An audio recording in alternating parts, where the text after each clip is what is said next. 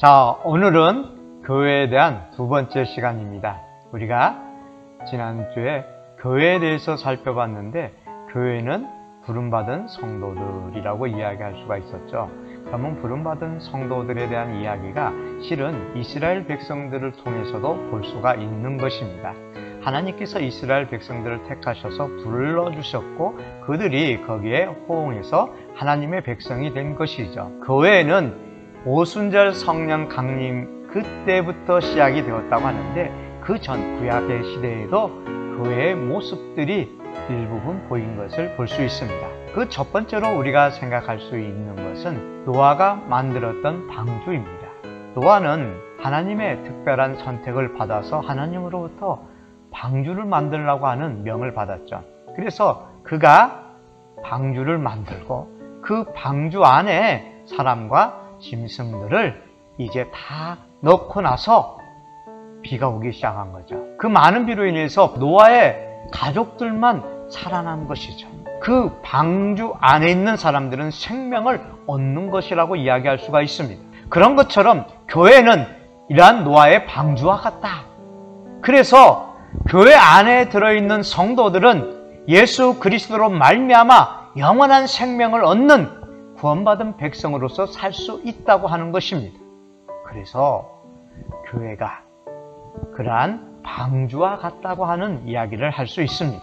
또한 민수기에 보게 되면은 도피성 제도라고 하는 것이 있습니다. 이 도피성 제도라고 하는 것은 이스라엘 백성들이 출애굽에서 젖과 꿀이 흐르는 가나안 땅에 들어갈 때 하나님께서 이스라엘 백성들에게 명령하신 것입니다. 도피성을 만들라, 지정하라고 하는 거죠. 그것은 요단강 동쪽에 3개, 요단강 서쪽에 3개에서 총 6개를 만들어서 그 성에서 특별히 생명 살리는 일을 하라고 하는 것입니다. 실수로 사람을 죽일 수가 있습니다. 실수로 사람을 죽였을 경우 당시의 법은 뭐냐? 눈은 눈으로, 이는 이로. 생명을 잃는 것이 계속해서 악순환되는 것을 방지하기 위해서 도피성이라는 제도를 만들어서 그 성에 피할 경우에는 생명을 살 수 있다고 하는 거예요. 생명을 건지는 그 도피성, 그것이 마치 교회와 같다고 하는 거죠. 즉 죄를 지었음에도 불구하고 심판받고 죽음의 길을 가는 것이 아니라 그 교회 안에 들어와서 죄사함을 받고 다시 구원받은 백성으로서 생명을 얻게 된다고 하는 것입니다. 이렇듯 교회는 도피성과 같다고 이야기합니다. 또 교회는 하나님의 나라와 같다고 하는 거죠. 우리가 구약 성경에 보게 되면은 사자들이 어린 양과 뛰놀고 어린이들이 독사굴에 손을 놓고 장난쳐도 물지 않는 그러한 세상, 서로가 서로를 조화를 이루면서 아름답게 사는 세상, 그 세상을 하나님의 나라라고 이야기하고 그 하나님의 나라를 예수님께서 선포하셨어요.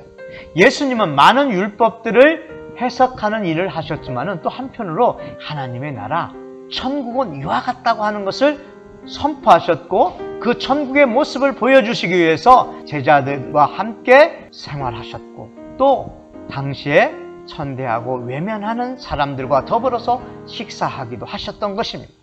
그곳이 바로 교회의 모형이라고 이야기할 수가 있습니다.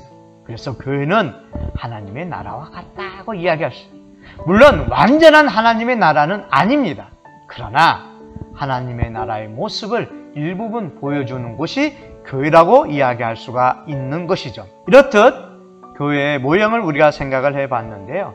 이제 우리가 교회와 교단들을 생각할 수가 있습니다. 길거리에 다니다 보면은 각 교회 간판들이 있어요. 거기에 보게 되면은 대한예수교 장로회라고 하는 간판들이 많이 있습니다. 또 어떤 경우는 감리교단 간판이 있고요. 어떤 경우에는 성결교, 어떤 경우에는 침례교, 그러한 것들이 있어요. 아니, 교회는 다 똑같은 교회가 아니구나. 교회마다 왜 이름이 저렇게 달라지는가 하는 것이죠. 물론 다 그들은 개신교회라고 불러집니다. 개혁교회 전통을 따르고 교단마다 독특한 그러한 강조점들이 있습니다. 뜨거움을 이야기하는 것이기도 하고요. 어떤 경우는 성결을 이야기도 하고요. 세례를 침례라고 해서 일반적인 가벼운 세례의 모습이 아니라 물속에 직접 전체를 담그는 그러한 의식을 행하는 곳도 있습니다. 자, 이러한 각자의 나름대로 중점적인 생각들을 가지고 교단을 형성을 하는데, 우리가 다니는 교회는 한국기독교 장로회입니다. 장로교단이라고 할 수가 있는데요. 이 장로교단은 종교개혁자 칼빈에 의해서 만들어진 교단이라고 이야기할 수가 있습니다. 교회에서 의사결정을 할 때 많은 교인들이 다 하다 보면은 그게 제대로 이루어지지 아니해서 대의 정치를 하게 된 거예요. 즉, 교인 중에서 교인의 대표를 뽑습니다. 그 교인의 대표가 장로라고 할 수 있어요. 그래서 그 장로를 뽑아서 그 장로들을 중심으로 교의를 할 수 있도록 행하는 것이 장로교단입니다. 장로회도 대한예수교 장로회가 있고 한국기독교 장로회가 있습니다. 이게 대한예수교 장로회는 많은 교단들이 거긴 섞여져 있습니다. 통합 측, 합동 측, 개혁 측, 대신 측, 그 많아요. 그러나 한국기독교 장로회는 오직 하나밖에 없습니다. 한국기독교 장로회는 이 나라와 이 민족과 함께 해왔던 교단이라고 이야기할 수가 있습니다. 민주화 운동을 했을 때 주도적인 역할을 했고요.